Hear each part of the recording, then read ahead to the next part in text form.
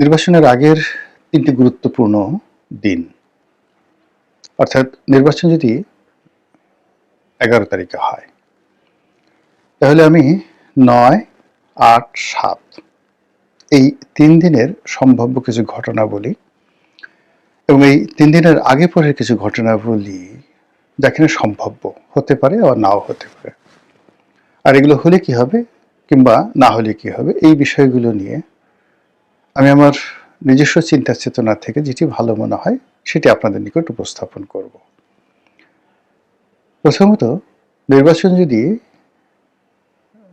১১ তারিখে হয়, তাহলে আমি কেন ৯ তারিখকে টার্গেট করলাম? আবার আমি এই ভিডিওটি করছি ৫ তারিখে। ৫ তারিখের বাদ দিয়ে ৬ তারিখে বাদ দিয়ে আমি ৭ তারিখের কেন ঘটনাপুঞ্জি আপনাদের সামনে তুলে ধরার চেষ্টা করছি। এই কারণ হলো যে আমি ভিডিও করছি ৫ তারিখে, ৬ তারিখে শুক্রবার, সরকারি বন্ধের দিন। আমাদের দেশে শুক্রবারে কেয়ামত হয় বা কেয়ামত হবে।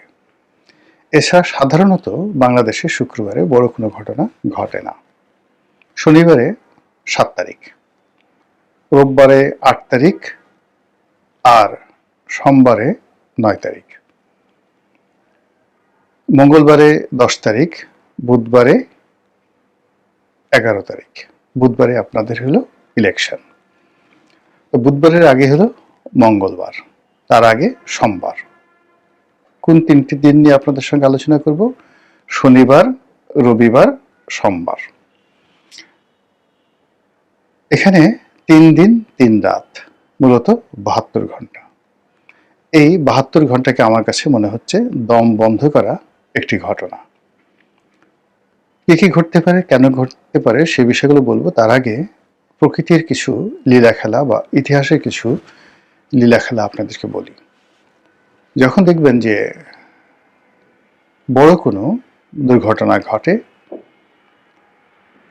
কিংবা প্রকৃতিতে বড় কোনো পরিবর্তন আসে কিংবা কালবৈশাখী আসবে, ঘূর্ণিঝড় আসবে, সুনামি আসবে, তার আগে নির্দিষ্ট পরিমাণ আগে কতগুলো লক্ষণ প্রকৃতিতে ফুটে ওঠে এবং সেই লক্ষণগুলো আপনারা কম বেশি সবাই জানেন। আপনার সুনামির আগে, কালবৈশাখীর আগে প্রকৃতি অনেকটা নিস্তব্ধ হয়ে যায়, বাতাস প্রবাহিত হওয়া বন্ধ হয়ে যায়। তারপর চারিদিক থেকে কেমন যেন একটা শিশি শিশি, মানে অকারণ আওয়াজ আপনি দেখতে পাবেন বড় কোনো দুর্ঘটনার আগে। তো সেই দিক থেকে যদি ১১ তারিখে খুব ভালো একটি নির্বাচন হয়, আপনি চারিদিকে একটা মুখরিত অবস্থা দেখতে পাবেন, গুনগুন গুনগুন আওয়াজ, প্রকৃতিতে একটি সঙ্গীত, এবং এই সঙ্গীতটা বাজতে থাকবে এই শনিবার থেকে, শনি, রবি, সোমবার, এবং সেই সঙ্গীত কেউ থামাতে পারবে না। জামাত জামাতের মতো গাইবে, বিএনপি বিএনপির মতো গাইবে, এবং সবার মধ্যেই এই একটা তাড়াহুড়া থাকবে, একটা আবেগ থাকবে, একটা উচ্ছ্বাস থাকবে, একটা আনন্দ থাকবে, তার সঙ্গে সঙ্গে একটা টেনশন থাকবে, নিজে বিজয়ী হওয়ার বা পরাজিত হওয়ার, প্রতিপক্ষের বিজয়ী হওয়ার বা পরাজিত হওয়ার একটা আনন্দ এবং উচ্ছ্বাস, ভয় এবং আশা, যেটিকে বলা হয় খৌফ, ভয়, খৌফ এবং রিজ্জা। এই দুটো জিনিসের একটা সমন্বয় ঘটতে থাকবে। আর যদি ধরুন নির্বাচনে কোনো অশনি সংকেত থাকে, আপনি দেখবেন যে শনিবার থেকেই সবকিছু নীরব হয়ে গেছে, কোথাও কোনো গুনগুনানি নেই, মানুষ খুব সতর্কভাবে পা দিচ্ছে, আর রাস্তাঘাটে চলাফেরা ভীষণ রকম কমে গেছে। শনিবার থেকে রাস্তাঘাটে লোকজন চলাফেরা কমে যাবে, রবিবারে আরো কমবে, সোমবারে আরো কমবে, মারাত্মকভাবে কমবে। এরপরে আপনি দেখতে পাবেন যে আইন শৃঙ্খলা রক্ষাকারী বাহিনী, তাদের টহল মারাত্মকভাবে বাড়বে, মারাত্মকভাবে বাড়বে যদি নেতিবাচক হয়। আর যদি ইতিবাচক হয়, তাহলে আপনি আইন শৃঙ্খলা রক্ষাকারী বাহিনী তাদের উপস্থিতি থাকবে, কিন্তু আপনি টের পাবেন না, আপনার কাছে এটা দৃশ্যমান হবে না। এর কারণ হলো লোকের লোকারণ্য থাকবে। তো বহু সংখ্যক লোকের মধ্যে দৌড়দৌড়ি, ছুটোছুটি, ঝাপাঝাপির মধ্যে, আনন্দের মধ্যে, গুঞ্জনের মধ্যে মিলিটারি গাড়ি কটা এলো, পুলিশি গাড়ি কটা গেল, আনসার কি করলো, ভিডিবি কি করলো, এগুলো নিয়ে আপনার চিন্তা করার কোনো সময় থাকবে না। ঘরে ঘরে ঘরে ঘরে প্রার্থীদের যারা লোকজন রয়েছে, শেষ সময়টাতে তাদের অত্যাচারে আপনি অতিষ্ঠ হয়ে পড়বেন। প্রত্যেকটা লোক আপনার ঘরে ঘরে যাবে, কিন্তু এর যদি বিপরীত ঘটনা কোনো কিছু হয়, ঘরে কেউ যাচ্ছে না, আপনি নিশ্চিত ঝিম মেরে থাকতে পারেন যে খবরাখবর আপনার জন্য ভালো হবে না। অন্য একটা বিষয় রয়েছে, সেই বিষয়টা হলো এই পৃথিবীতে মানুষের মুখ দিয়ে যা বের হয় প্রকৃতি তাই ঘটিয়ে দেয়। কখনো এমন কোনো ঘটনা ঘটেনি যে ঘটনা ঘটার পর সকল মানুষ আশ্চর্য হয়ে গেছে।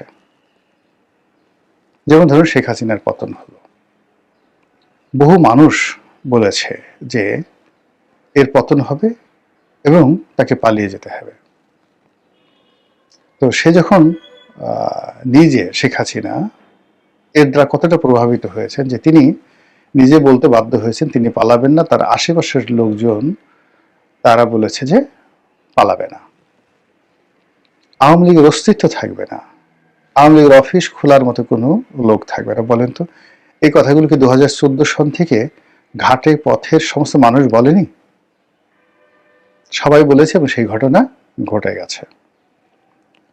বঙ্গবন্ধু মারা যাবেন, সপরিবারে নিহত হবেন, এটা না বললেও তিনি মারা যাবেন।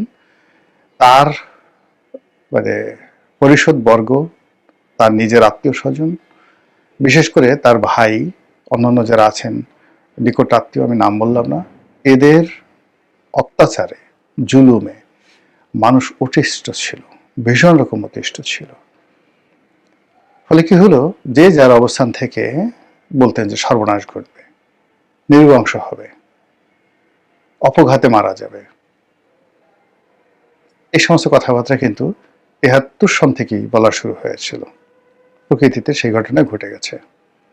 জিয়া রহমানের ক্ষেত্রে প্রযোজ্য। জিয়া রহমানের ক্ষেত্রে একটার পর একটা মিলিটারি কু হলো, আর অন্য যে ঘটনাগুলো হলো, সবাই আফসোস করতো না জানি কখন মরে যায়। সেই ঘটনাই ঘটল। এরপরে অন্যান্য যারা আছে, প্রেসিডেন্টের সাথ, জিয়াউর রহমান সাহেব, তাদের কথা বাদ দেন, বেগম জিয়ার কথাই চিন্তা করেন। এখন বেগম জিয়ার যে রাজকীয় জীবন, সেই রাজকীয় জীবনের সঙ্গে তার যদি মৃত্যু, অনেক মানুষ জানাজায় হাজির হয়েছেন, কিন্তু মৃত্যু পূর্ব সময় তার যে নিঃসঙ্গতা, তার যে অসুখ, তার যে বিসুখ, তার যে কষ্ট, তার চোখের সামনে তার যে মনোবেদনা, সবকিছু, তিনি একেবারে গাছ পাথর হয়ে গিয়েছিলেন, শোকে মুহ্যমান হয়ে গিয়েছিলেন। তো সেই মানুষটি মৃত্যুর আগে একবার দুইবার তিনি শুধু হেসেছিলেন শেখ হাসিনার পতনের পর। এই যে জীবনের ট্র্যাজেডি, এই ট্র্যাজেডির কারণটা কি? এই ট্র্যাজেডির কারণ আপনারা যদি খুঁজতে যান, তাহলে অনেক কিছুই দেখতে পাবেন, বুঝতে পাবেন, যার ফলে আপনি একটা অনুসিদ্ধান্তে পৌঁছতে পারবেন যে এই পৃথিবীতে কোনো কিছুই আনটার্ন যায় না। আপনি যতটুকু ভালো কাজ করবেন, সে ভালো কাজের মূল্যায়নে পৃথিবী আপনাকে দেবে। শেখ হাসিনা যত ভালো কাজগুলো করেছেন আমরা বলছি, কিন্তু তার সঙ্গে সঙ্গে তার মন্দ কাজ যেগুলো হয়েছে, একটা মন্দ কাজের জন্য তিনি এই পৃথিবী থেকে শাস্তি না পেয়ে যাবেন না। এটাই পৃথিবীর নিয়ম। এখন তারেক রহমান সাহেব আছেন, শফিকুর রহমান সাহেব আছেন, ডক্টর মোহাম্মদ ইউনূস আছেন, এদের ক্ষেত্রে একই নিয়ম প্রযোজ্য। সেনাপ্রধান আছেন, গত 17 মাসে যা কিছু হয়েছে, এই যা কিছু হয়েছে এর মধ্যে কোন কথাগুলো সামনে চলে আসছে এবং যাকে বলা হয় বারবার মানুষ আলোচনা করছে?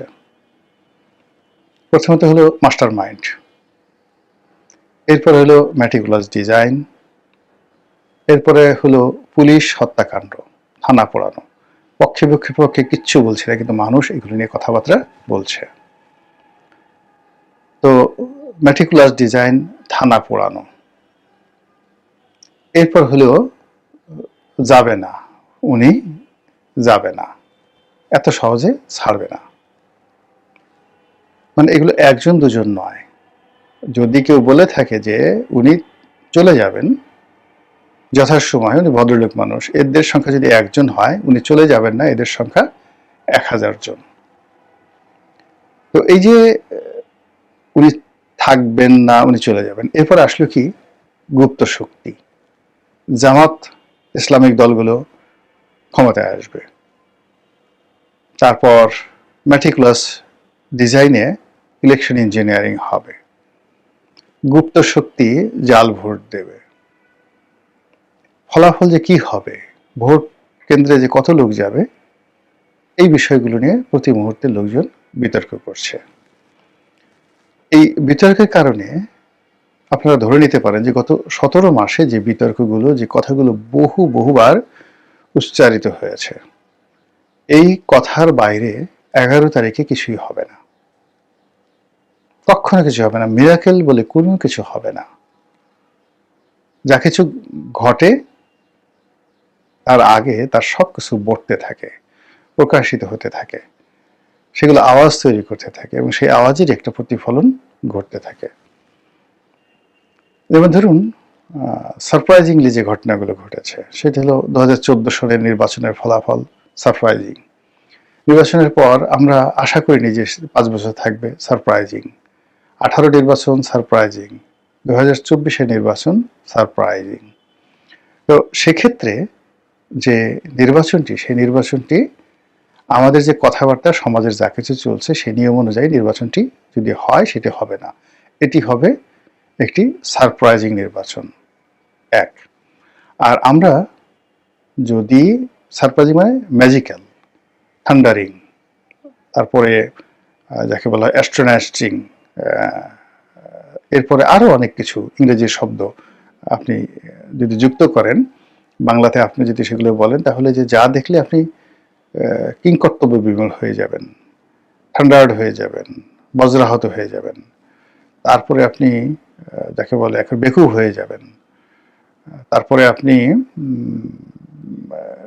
যাকে বলা হয় এটা কি করে হলো আফসোস করবেন। এই ধরনের নানা বাংলা শব্দ হতে পারে নির্বাচনের যে ফলাফল ইত্যাদি সবকিছু নিয়ে।